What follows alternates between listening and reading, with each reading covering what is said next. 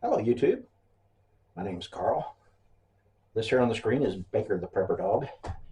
Welcome to my channel where I hope to create a little bit of a different type of YouTube channel for information on being prepared for SHTF scenarios.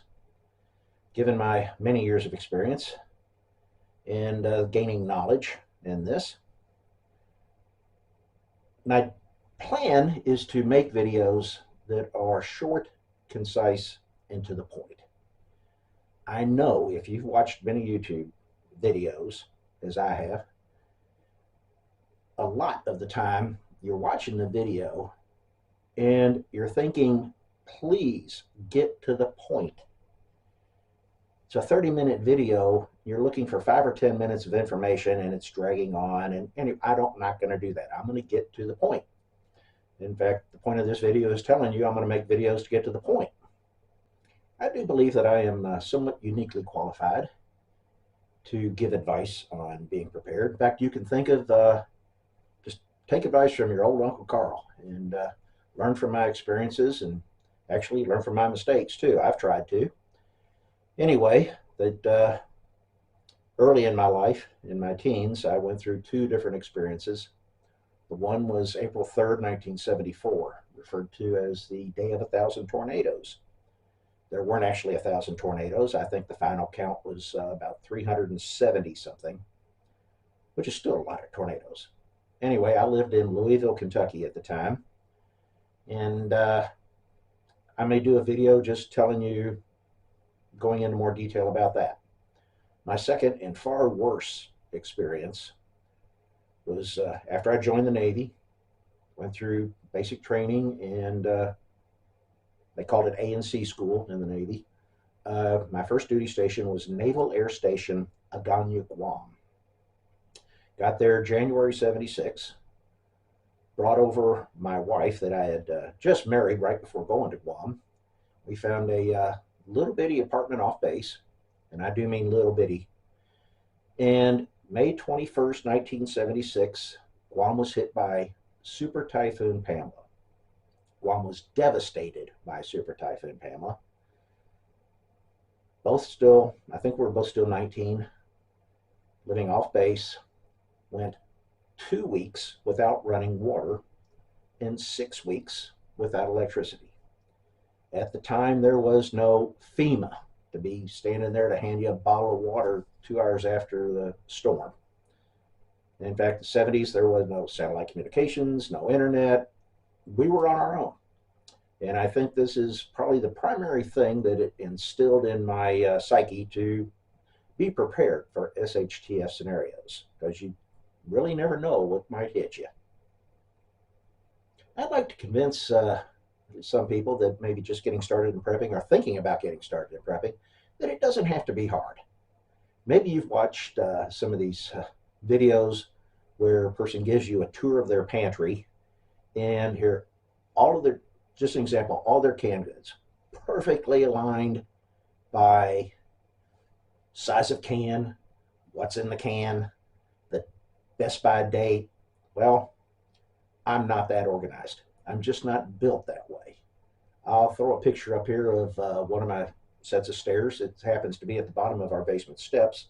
So it's more the items that we use, would need more on it often, more on a daily basis.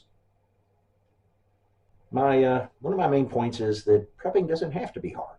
You can be disorganized like I am and still be somewhat prepared for disasters. When I look at things like the winter storm that hit Texas a few years ago, and 2-3 days after the storm, there's a line to get in the grocery that goes all the way around the building. And I'm thinking, who doesn't have at least a week's worth of food in their house? Everybody should have at least that. I plan on showing how you can be prepared for things like that easily. It's not hard.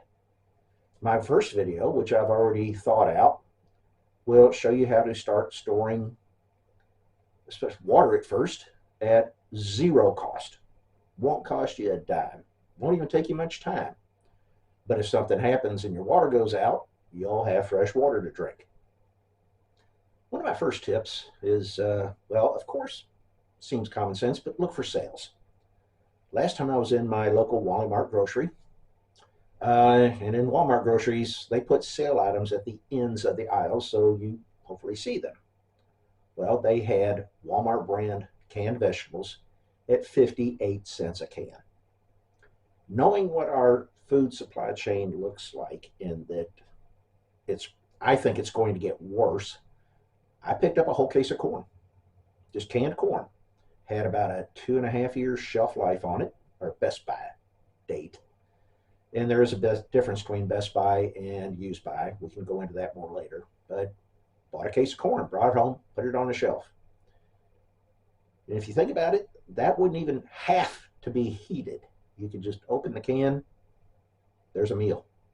And one thing I'd like to point out to you is, well, if you get into one of those videos that you clicked on it to get a bit of information and the person doesn't seem to be getting to the meat of the video, there is a line there across the bottom of your screen. It's a timeline for the video. And there's a cursor that you can move with your mouse. And I do this frequently on YouTube videos to take them forward to get to the point. You can move it forward and backward. Just save you some time watching YouTube videos. I don't know about you, but I don't have 30, 45 minutes to sit and watch a video to get 5 or 10 minutes worth of information. Also, I'd like to say that on my videos, I welcome constructive criticism. If you have any suggestions about how I can make the videos better, what you'd like to see a video about, please leave a comment in the comments area, and I will endeavor to read every comment.